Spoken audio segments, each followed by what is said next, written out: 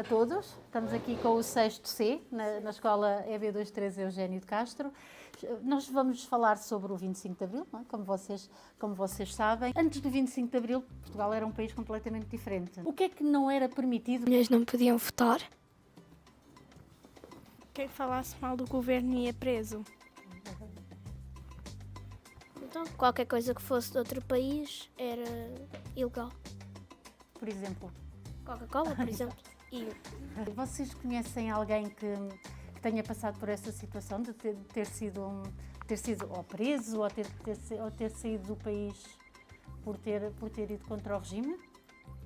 o meu avô tinha um amigo que ele começou a falar mal do país e por acaso estava lá ele até estava a falar com um agente da PIDE mal do país e pronto, depois começaram a persegui-lo e ele foi levado até à morte. Eu não tenho nenhuma história, mas sei que eram períodos difíceis, estar longe da família, ter de lutar contra uma coisa que muitos deles não concordavam, Exatamente. não poder dar opinião, eram períodos difíceis. O avô teve onde? Moçambique ou Angola, não tenho a certeza. Faz ideia se ele já teria casado, se já tinha filhos? Porque alguns já iam nessas Acho que já estava condições. casado. Sim.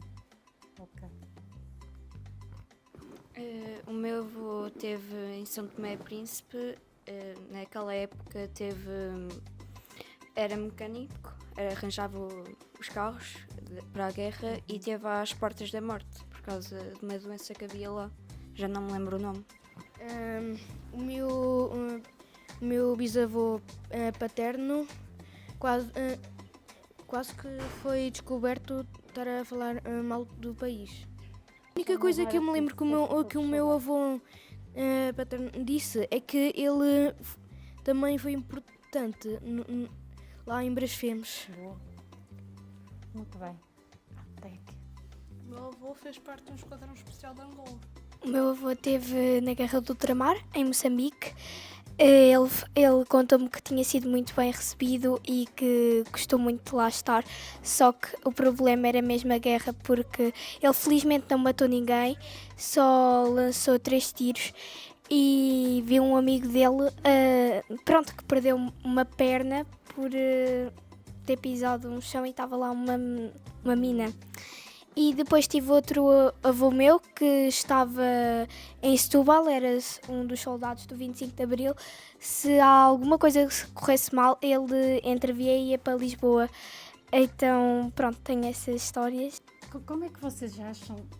Agora estamos em 2024 e para nós é um bocadinho difícil imaginar como é que seria viver nesses tempos, mas assim, se pudessem definir um sentimento de quem vivia nessa altura, o que é que vocês acham que as pessoas deveriam sentir? Então, os meninos estão com o dedo no ar. Provavelmente uma situação de sufoco, porque não podemos fazer praticamente nada. Então, deveria ser um bocadinho triste. Era de muito medo, das pessoas não poderem sair à rua, dizer o que pensavam, ficavam tristes, quase não se podia brincar, não se podia fazer nada e todas as pessoas devia ser horrível viver naquela época. Muita gente estava muito triste porque tinham muitos impostos.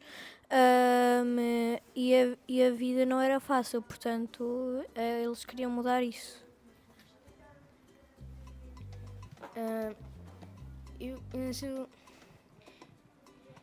Se eu vivesse nessa altura, eu provavelmente seria uma situação muito triste, porque muitas famílias iam perder alguns familiares. Iam sentir-se incompreendidos por ter um governo que não os ouvia e terem de pagar impostos para uma coisa que eles não acreditavam, uma coisa que ia contra os valores das pessoas, sentir medo porque a PIDE estava em todo lado e de um momento para o outro, se eles falassem com alguém que fazia parte da PIDE ou alguém que dava informações à PIDE, poderiam ser presos, poderiam ser perseguidos. Devia ser medo e incompreensão o que eles sentiam. E a escola? A escola também não devia ter grande piada, pois não? Como é que acham que eram os dias de escola?